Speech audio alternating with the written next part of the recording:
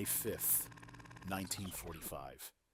Just before 4 o'clock in the afternoon, a hilltop in the Tyrolean Alps, in the small Austrian village of Itter, a man named Joseph Gangl is standing in a second-floor window of a medieval castle. He is 34 years old, born in Obertraubling, Bavaria, on September 12th, 1910. He is a major in the German Wehrmacht. 2 months ago, on March 8th, 1945, his name reached Hitler's desk, and he was awarded the German Cross and Gold for valor in the defense of Saarbrücken. He has fought through Normandy, through Caen, out of the Falaise pocket, through the Ardennes, and back across the Rhine. He has spent more than 5 years in the uniform of a country that no longer exists. Standing beside him is an American captain named John C. Lee, Jr., a cigar-chewing 27-year-old from Norwich, New York. In the room behind them, a former Prime Minister of France named Paul Reynaud is moving toward an open window. Reynaud is 66 years old. In the spring of 1940, he was the man who tried to keep France in the war after the German breakthrough at Sedan. He failed. He has been a Nazi prisoner ever since. Sniper fire is coming from a ridgeline to the east. An MG-42 is cutting across the courtyard. Short bursts, 3 at a time, the distinctive ripping note. 20-millimeter anti-aircraft cannon fire is shattering brickwork on the south wall. The air smells of cordite and old stone dust. Gangl has been moving between defensive positions for 9 hours. He has not slept since the night before last. He sees Reynaud move toward the open window. A man who has spent 5 years in German custody, now reaching for open air the way a man reaches for something he can taste. Gangl knows the angle of the eastern ridgeline. He sees what Reynaud does not see. He steps in front of him. A 7.92mm Mauser round, fired by a sniper of the 17th SS Panzergrenadier Division, enters Gangl's body. The rifle that fires the bullet was made in a German factory. The man pulling the trigger is a German soldier in a German uniform. The man falling backward into the room is a German major in a German uniform. The man he has just shielded is a French politician. Hold that picture in your mind, because it should not be possible. A German major giving his life to protect a former Prime Minister of France, a man he had not laid eyes on 3 days earlier, by stepping in front of a bullet fired by a fellow German soldier of the SS. Think about that. 5 days after Hitler's suicide, 2 days before Germany's unconditional surrender in a castle that has stood since 1241, a Wehrmacht officer dies for a Frenchman fighting beside Americans against his own army. This is the only documented battle of the entire Second World War in which American soldiers and Wehrmacht soldiers fought side by side against a common enemy. It is the only known battle in which an active officer of the Waffen-SS fired a weapon on the Allied side. To understand why a Wehrmacht major is dying in May 1945 to protect a Frenchman in an Austrian castle, we have to go back 2 years, to a winter morning in 1943, and to a man named Heinrich Himmler. Every name in what follows is real. Every date, every shot fired. This is what happened on the last day of the war. That wouldn't end. February 7th, 1943. SS Reichsführer Heinrich Himmler signs an order in his Berlin office. Among the war directives crossing his desk that morning, this one is small. A Tyrolean castle recently leased from its Austrian owner Franz Grüner is to be converted from a hotel into a special detention facility, subordinate administratively to the Dachau concentration camp, 90 miles to the north. Designation: Schloss Itter, an honor camp for prisoners of unusual political value to the Reich. Castle Itter has stood on its hilltop since at least 1241, 666 meters above the floor of the Brixental Valley. Originally an administrative seat of the Prince Bishops of Regensburg, rebuilt in 1532, renovated again in 1878 when it was turned into a hotel. In 10 weeks between February and April 1943, the SS converted it. Bars on the windows, wire on the perimeter, a platoon of guards, a commandant, SS-Hauptsturmführer Sebastian Wimmer. To understand why those prisoners ended up in an Austrian castle in 1943, you have to understand something about the Nazi state in its third year of war. By early 1943, after the catastrophe at Stalingrad, Hitler's planners had begun to think, quietly, never officially, about the possibility that Germany might one day need to negotiate. In any negotiation, you bring leverage. The leverage at Itter was French. Édouard Daladier, three-time Prime Minister of France in the 1930s, the man who had signed the Munich Agreement with Hitler in 1938. Arrested by Vichy authorities in French Africa, handed to the Germans. Paul Reynaud, Daladier's successor as Prime Minister, the man who in May and June of 1940 had tried to keep France fighting after the breakthrough at Sedan. Forced out by the defeatists in his own cabinet. Imprisoned by Vichy, transferred to German custody. Maxime Weygand, general, former supreme commander of the French armed forces, who in 1940 had told Reynaud the front could not be saved. Captured in 1942 trying to flee French North Africa. Maurice Gamelin, Weygand's predecessor, the man whose plan failed at the Meuse and lost France in 6 weeks. These were the four senior figures. Around them, the SS assembled a wider cast. Léon Jouhaux, leader of France's largest trade union confederation, accompanied by his secretary, Auguste Brooklyn, who had elected to share his imprisonment. François de la Roque, colonel, leader of the right-wing Croix de Feu, secretly working for the resistance, arrested by the Gestapo. Michel Clemenceau, 71 years old, son of Georges Clemenceau, the prime minister who had received Germany's surrender in 1918. Marie-Agnès Cailliau, older sister of General Charles de Gaulle. Jean Borotra, known across European tennis as the Bounding Basque, four-time Grand Slam singles champion, Vichy's commissioner of sport in 1940 until he resigned in disgust, arrested in 1942, trying to escape France to join the Free French. 3 times he tried to escape Itter. 3 times he was caught. Conditions at Itter were not the conditions of a death camp. The French ate at tables in a converted dining hall, had access to a substantial library, took daily exercise in a courtyard built around a 13th century fountain. The French ambassador André-François Poncet, briefly held there in 1943, would later describe the German treatment as a mixture of brute force, politeness, and occasional attempts at friendship. But it was a prison, and the prisoners hated each other. Reynaud and Daladier had been bitter political enemies for a decade. Both detested Weygand, whom they blamed for the surrender of 1940. Gamelin sided with Reynaud and despised Weygand for replacing him. La Roque, the right-wing nationalist, could not abide Jouhaux, the trade unionist. They sat at separate tables in the dining hall, 3 tables, and on most days, they did not speak. Hold that on the table. The most politically valuable French civilians in occupied Europe, sitting at 3 different tables, refusing to speak to each other.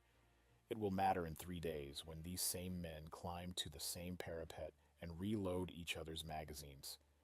This was the human inventory the SS held in reserve in May of 1945, in case Hitler should at last need it. By April 28th, Hitler did not need it. He was in a bunker in Berlin, 2 days from suicide. The Reich was collapsing. Eduard Weiter, the commandant of Dachau, drove south with a small staff and arrived at Itter on May 2nd. The next morning in the cellar, he shot himself. Sebastian Wimmer watched Weiter's body being carried out and decided his own future. On the morning of May 4th, he assembled the prisoners, told them the war was lost, promised vaguely to find protection for them, and fled with his wife. The guards followed within hours.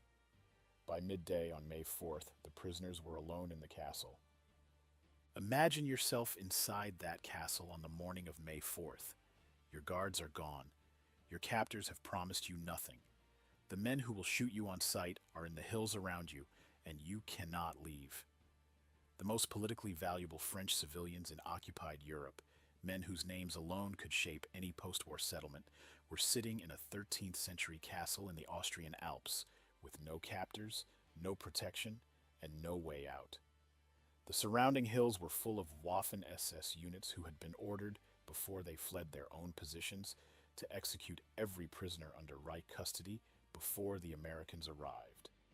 Any white flag from a window in a Tyrolean village meant the men inside the house would be shot.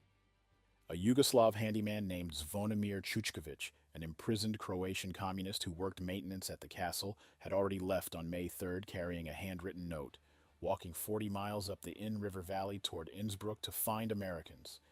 Nobody at Itter knew if he was still alive. And here is where the day stopped making any kind of sense, because the man who would actually save them was not on his way from any American line. He was sitting in a town 8 kilometers down the valley, wearing a Wehrmacht uniform. In a town called Wörgl, 8 kilometers down the valley from Itter, on the same morning that Wimmer fled the castle, a German Wehrmacht major was making a different decision. Josef Gangl was 34 years old, the son of a Bavarian railway clerk from Obertraubling. He had volunteered for the army at the age of 17. By 1939, he was an artillery officer. By June 7, 1944, the day after the Allied landings in Normandy, he was a battery commander in Wehrpfehr Brigade 7, the heavy multi-barreled rocket launcher unit attached to the 12th SS Panzer Division Hitlerjugend at Caen. His war was the War of the West here. He fought through the Bocage country in June and July 1944. He survived the destruction of his brigade in the Falaise pocket in August, when half its men were killed or captured. He retreated across the Rhine. He fought through the Ardennes offensive in December and through the collapsing front at Saarbrücken in February 1945. On March 8, 1945, he was awarded the German Cross in Gold and promoted to Major. By April 1945, Gangl had a remnant unit of perhaps 20 men, no rocket launchers left, and the assignment of holding the Inn Valley against Patton's Third Army. He had also begun to think for himself. And here is where the story turns. Because what one man with a German cross in gold thinks for himself in the last week of the war can change the shape of the next 24 hours. Sometime in mid-April, exactly when has never been documented, Gangl made contact with the Austrian resistance, a small organization in Wörgl led by a man named Alois Meyer, operating with the local resistance figure Rupert Hagleitner. Gangl began passing them information. He gave them weapons. He let them know German positions. When the order came down from above to defend Wörgl to the last man, to dynamite the bridges, block the roads, fight the Americans street by street, Gangl made a private decision. He had promised his men, on his honor as their commanding officer, that they would survive the war. He intended to keep that promise. He would not order them into a Himmelfahrtskommando, German military slang, literally a ride to heaven, meaning a suicide mission, when the war was already over and everything but paperwork. Remember that word. It will return. So when Waffen-SS units moved into Wörgl on May 3rd, replacing the retreating Wehrmacht and beginning to enforce summary executions on any house showing a white flag, Gangl turned his small unit not against the Americans, but against the SS. He told Mayer he was waiting for the U.S. Army to arrive so he could surrender to it and protect the town in the meantime. He was a German major in May 1945, making a calculation that would have been treason a year earlier and would still be punishable by hanging if it were discovered now. Think about that. He had a wife. He had men under his command who depended on him. He had survived 6 years of war that had killed 90% of the officers he started with.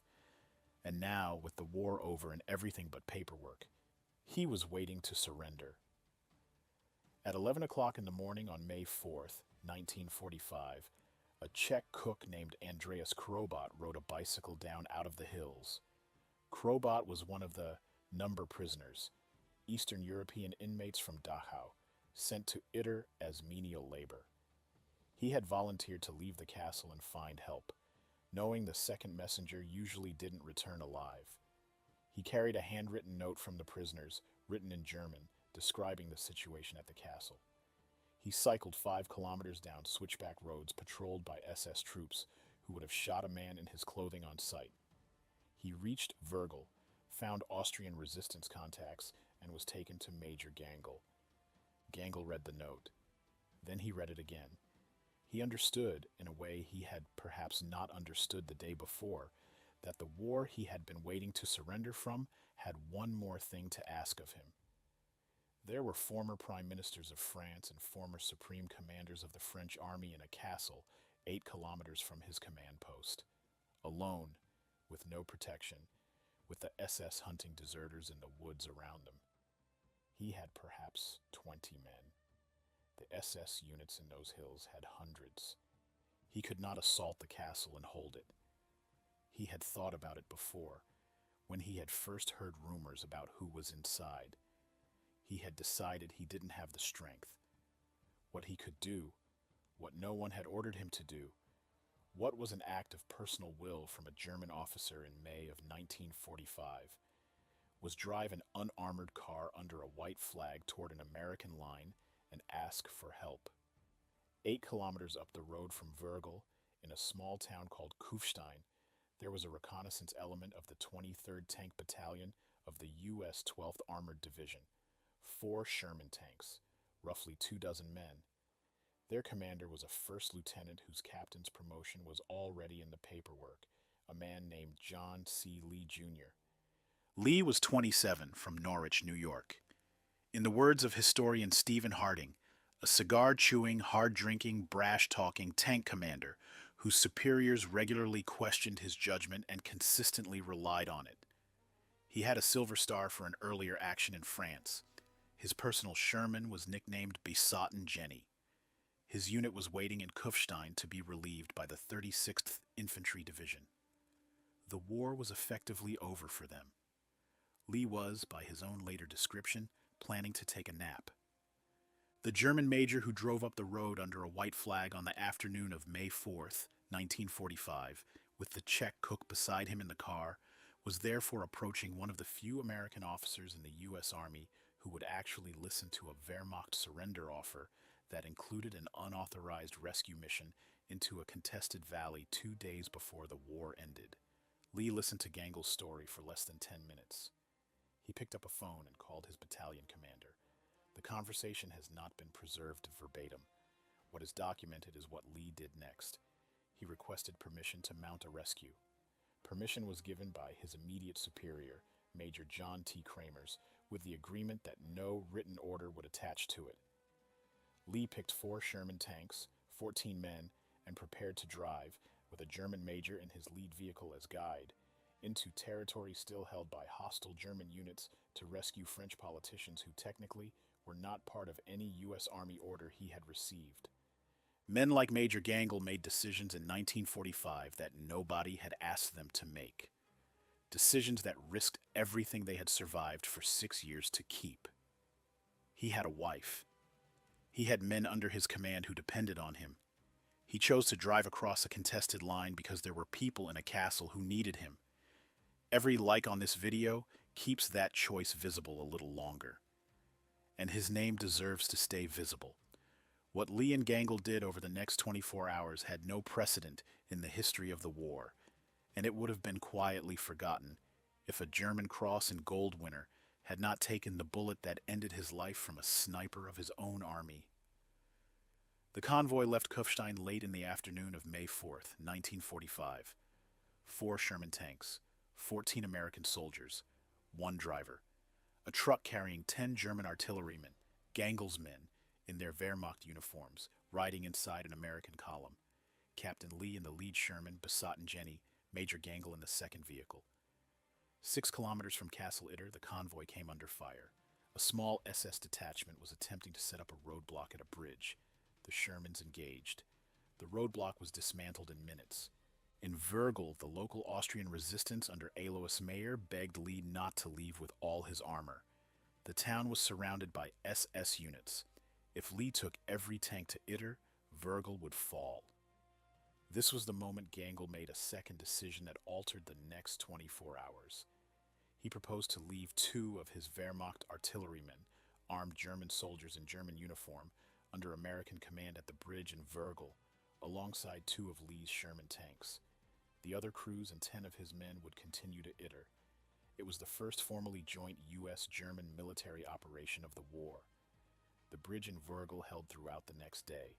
The SS could not break it. Lee took 2 Shermans, Besatten Jenny and one other, and pushed up the mountain toward Itter. The castle came into view in the early evening. The road climbs in switchbacks up the Brixental, and Itter sits on its 666-meter knoll at the head of the valley.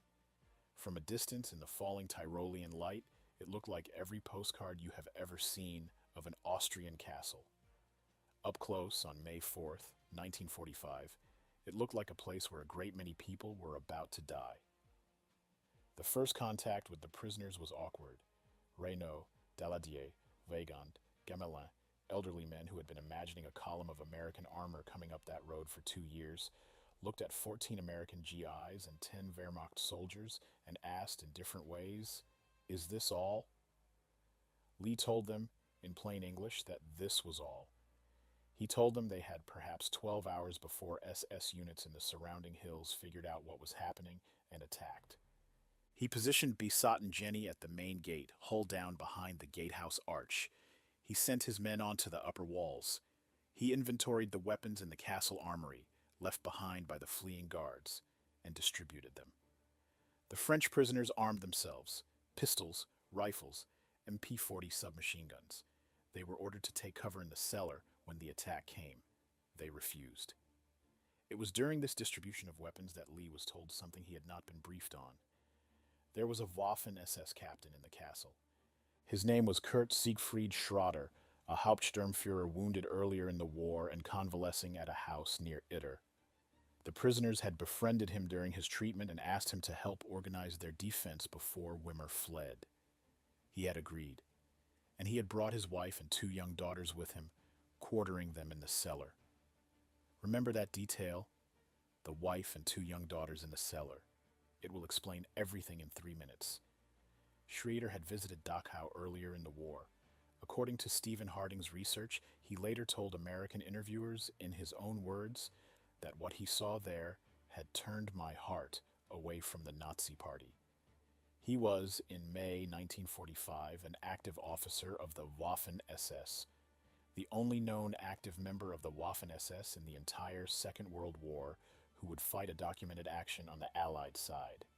Lee accepted Schroeder's offer of help. He had no other option.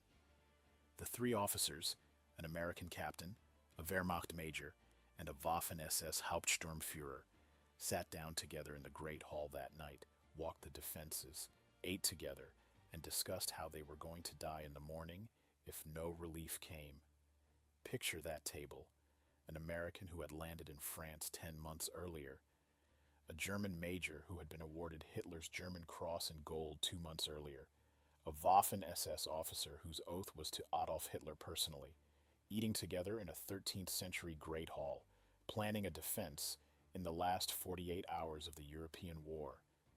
Outside the windows, the Tyrolean valley was dark.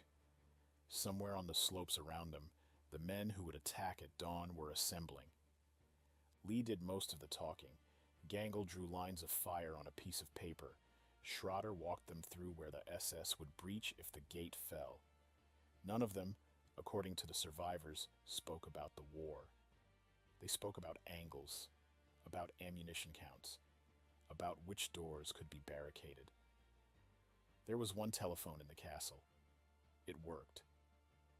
Through the night, Gangl repeatedly called Meyer and Wörgl, asking for any reinforcements. Meyer could send only 2 Wehrmacht soldiers and 1 Austrian resistance fighter, an 18-year-old named Hans Waltel. They drove up the mountain in a single car and arrived in the early hours of May 5th. 3 more men. That was the entire reinforcement available in the western half of Tyrol on the last full day of the war. A reconnaissance element of the 17th SS Panzergrenadier Division, Götz von Berlichingen, commanded by Oberfuhrer Georg Bockmann, had been observing the castle since dusk. They probed the perimeter throughout the night. American Corporal William Sutton, manning one of the towers in pre-dawn darkness, spotted SS soldiers attempting to cut through the perimeter wire. Why am I telling you this? because what was about to happen at 4 o'clock in the morning was not a skirmish. It was an assault by a force that outnumbered the defenders nearly 6-1, with anti-aircraft cannons brought up to break the walls. Just after 4 o'clock in the morning on May 5th, 1945, the main attack began. Imagine standing on those walls in the dawn fog. You have 14 American GIs, 10 Wehrmacht artillerymen who 2 days ago were your enemies, 3 Austrians, 1 SS captain, and a handful of old Frenchmen who refused to take cover. Behind you, women and children in a cellar. In front of you, between 100 and 150 soldiers of the Waffen-SS, ordered to kill every person inside. A German MG-42 machine gun opened up from a ridgeline to the east. Then a second. Then 20mm anti-aircraft cannon, a Flak 30, began firing on the upper walls. Bricks began to come loose from the south wall. One of them, falling inward, struck Schrader's wife in the cellar and injured her. Remember Wimmer? The commandant who had assembled these prisoners on May 4th, promised them protection, and then fled with his wife? This was the protection. A 20mm shell that didn't quite reach the cellar.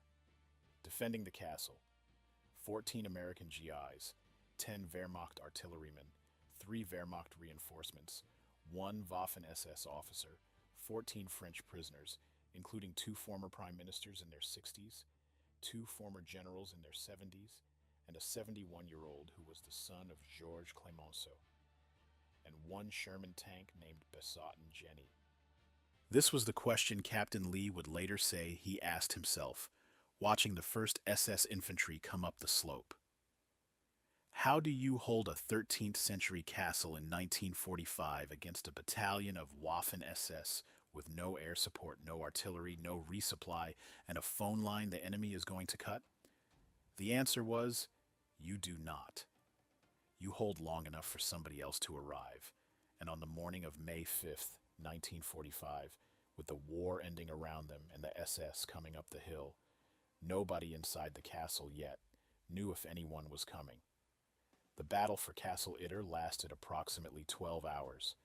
The first hours were close-range exchanges across walls.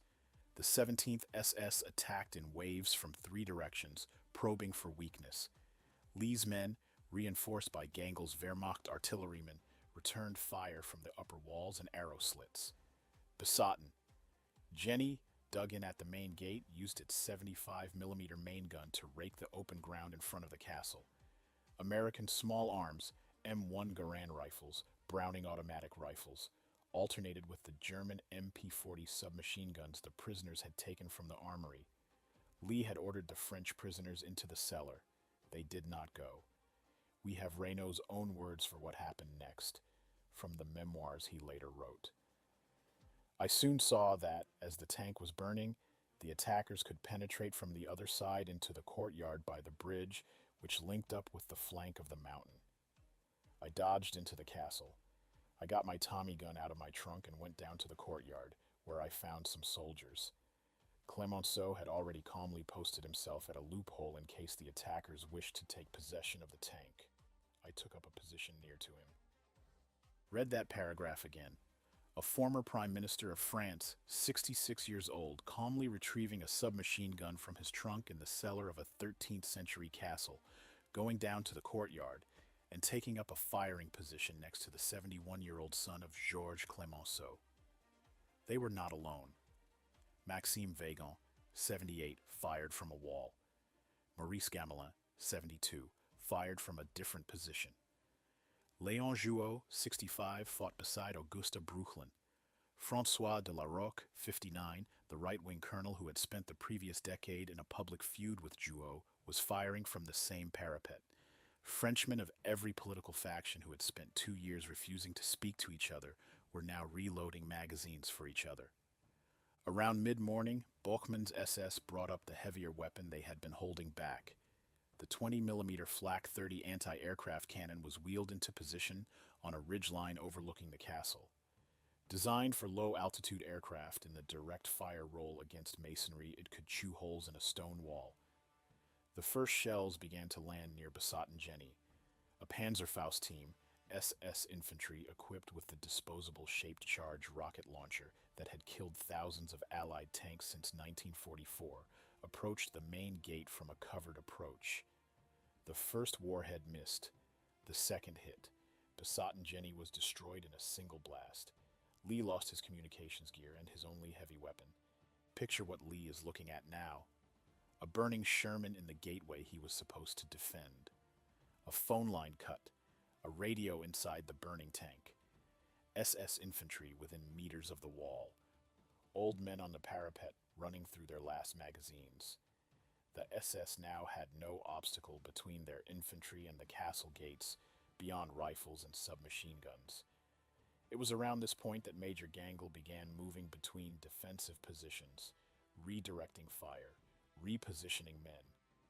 He had spent 6 years organizing defensive engagements. He had personally promised Reynaud the night before that he would see him safely to a French border. And then the moment came. The moment that explains why this video exists. Reynaud had moved toward a window on the second floor. The fire from the eastern ridgeline was sweeping across that window. A sniper of the 17th SS, hidden somewhere on the slope, had the angle. Gangel saw Reynaud move into the line of fire. He had perhaps 2 seconds to decide. He had spent more than 5 years in a uniform that had killed millions. He had received Hitler's signature on a decoration over his heart 8 weeks earlier. And in the 2 seconds he had, he stepped between the window and a Frenchman. The 7.92mm Mauser round entered Gangel's body. He fell. He did not get up. Stephen Harding's research places his death within minutes. Schrader and the French dragged him to a covered position. Remember the German cross in gold pinned to his chest 2 months earlier, signed by Hitler personally? It was still there when they carried him out. Reynaud, who would survive the war and serve again as a French finance minister, would always credit Gangel with saving his life. The phone in the castle was now dead. The wire had been cut by the SS during the night, repaired in the early hours, and cut again. Nobody at Itter could call out for relief. The defenders' ammunition was running low. The MP-40 submachine guns were down to last magazines. Lee began organizing a fallback into the castle keep, the medieval inner tower, where they could fight room by room. What Gangel had refused to lead his men into 2 days earlier, a Himmelfahrts commando, was now, against his will, exactly the situation he was in. The difference is that it was not an order. It was a choice he had made, with no one above him telling him to make it. It was at this moment that Jean Borotra walked up to Captain Lee and made a proposal. Borotra was 46 years old, the bounding Basque, 4-time Grand Slam singles champion, known across Europe for an athletic, leaping style of play that had earned him his nickname. He had been a prisoner at Itter for 2 years. He had attempted to escape 3 times and failed every time. His proposal: he would go over the castle wall, make his way through the SS positions, and run on foot the length of the valley until he found the relief column. Lee accepted. Think about that. A 46-year-old former tennis champion, 2 years a prisoner, 3 failed escapes already on his record. He went over the wall anyway. Borotra changed into civilian clothes that were less likely to be shot at on sight. He climbed onto a wall. He vaulted over. He landed in the thin band of grass between the castle and the woods. He started running. He did not stop until he was inside an American line. What he did not know was that elements of the 142nd Infantry Regiment of the U.S. 36th Infantry Division had finally received word about the situation at Itter. Major Kramers had been working frantically since the previous evening to get a relief column dispatched. The 142nd, commanded by Lieutenant Colonel George E. Lynch, was rolling up the road with armor and infantry. Borotra ran into their forward position. A French-Canadian war correspondent, embedded with the 142nd, a young man named René Lévesque, who would become Premier of Quebec 31 years later, recognized the tennis champion. Borotra requested an American military uniform, put it on, and led the 142nd back toward the castle from which he had just escaped. If your father or grandfather served in the 12th Armored, the 36th Infantry, or the 142nd Infantry Regiment in the Tyrol in May of 1945, I'd be honored to read about him in the comments. The men who relieved Castle Itter are mostly gone now. Their stories are in the memory of their families. Share what you know. Those memories are more valuable than any archive. Behind Castle Itter, the SS were now within meters of the gate. Lee was preparing for room-by-room fighting. Bochmann's men had a Panzerfaust position to blow the inner door. And then, carrying down across the village from the south, came the unmistakable sound of American tank guns. It was just after 1600 hours, 4 o'clock in the afternoon, on May 5th, 1945. The lead Sherman tanks of the 142nd Infantry Regiment came around the last bend of the Brixental Road and saw the castle on its hill. Inside the castle, the defenders were at the end. Lee had been preparing for room-by-room fighting for the last 20 minutes. The SS infantry assaulting the gate were caught between the castle's defenders and the relieving column. The fighting that followed lasted minutes. The 17th SS, exhausted, taking fire from front and rear, broke. Approximately 100 SS soldiers were taken prisoner. The remainder fled into the woods. The siege of Castle Itter was over. Lee walked out of the gate to meet Lieutenant Colonel Lynch. He had not slept in over 36 hours. The cigar in his mouth had gone out hours earlier. He saluted, shook hands, and turned to watch as Captain Schroeder formally handed custody of the French prisoners over to the United States Army. Major Sepp Gangl was carried out of the castle on a stretcher. He was the only Allied defender killed in the battle. 4 others had been wounded. Schroeder's wife had been struck by falling masonry. None of the French had been seriously hurt, despite men in their 60s and 70s firing from upper walls for 12 hours. The SS had lost approximately 100 men taken prisoner and an unknown number of dead and wounded. The French prisoners were assembled in the castle courtyard. Christian Mabire was reunited with Reynaud, Augusta Brooklyn with Jouhaux, Madame Borotra with her tennis champion husband, who had returned to the castle inside an American military uniform. The French ate one final meal in the dining hall, where for 2 years they had refused to share a table. They were driven west, through liberated Bavaria, into France, and reached Paris on May 10th, 1945, 3 days after the unconditional surrender at Reims. Captain John C. Lee, Jr., promoted from lieutenant in the wake of the action, was awarded the Distinguished Service Cross for the defense of Castle Itter. He returned to Norwich, New York. He never spoke at length to journalists about Itter. In 1973, when a reporter finally got him on the record about that day in the Tyrol, Lee thought about it for a moment and said, "Well, it was just the damnedest thing." He died of a heart attack later that year, at age 55. SS-Hauptsturmführer Kurt Siegfried Schroeder was arrested by U.S. occupation forces shortly after the war for his prior membership in the Waffen-SS. He was sentenced to 2 years of imprisonment, reduced in consideration of his actions at Itter. Remember the wife and 2 daughters in the cellar?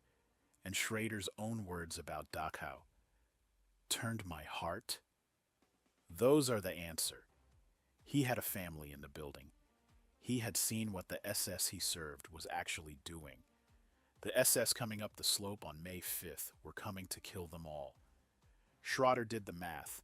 Sebastian Wimmer was tracked down, briefly detained, and released. Oberfuhrer Georg Bochmann survived the war and lived in West Germany until his death in 1973.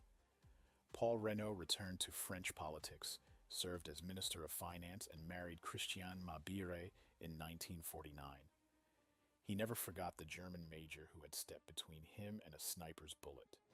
Édouard Daladier was elected to the National Assembly and later served as mayor of Avignon. Léon Jouhaux returned to his trade union and in 1951 was awarded the Nobel Peace Prize.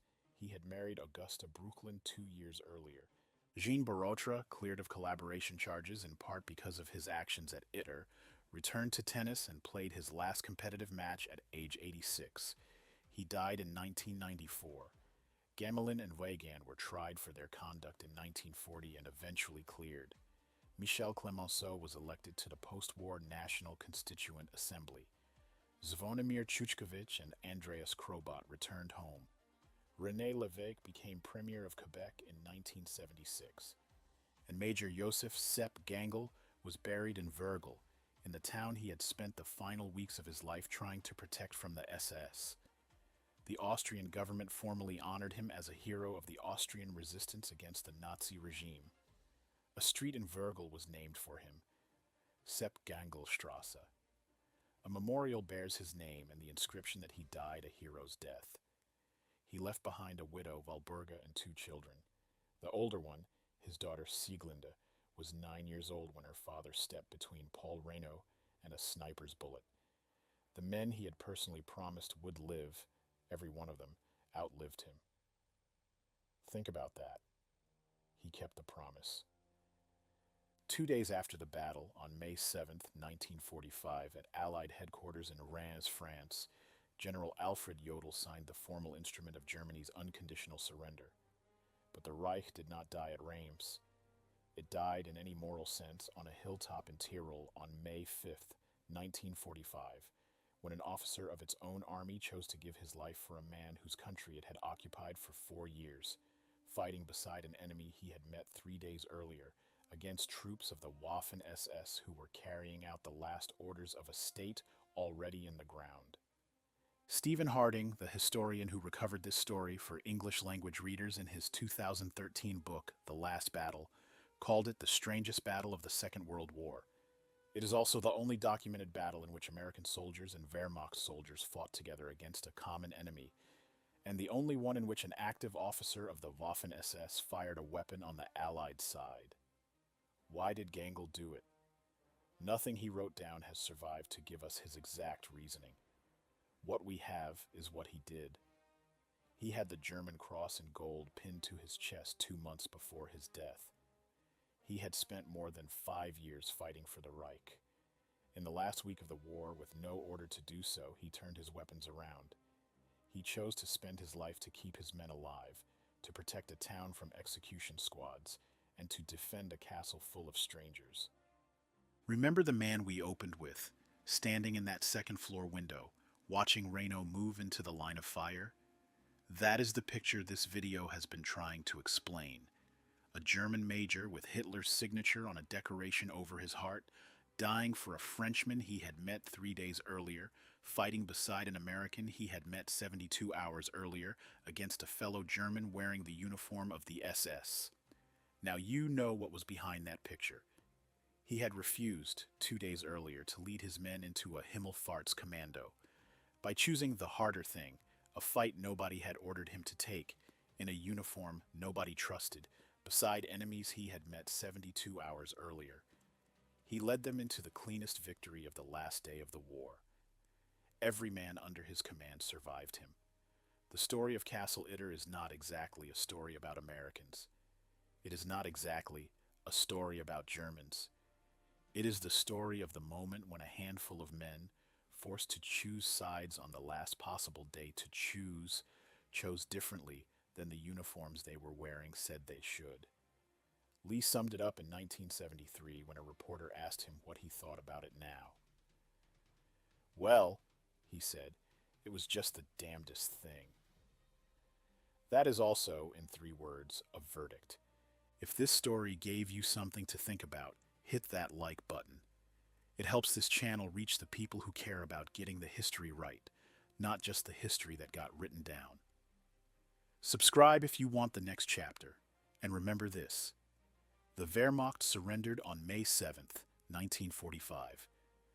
But the war between the men who would do the right thing and the men who would not, that war is older than 1945 and it is not over.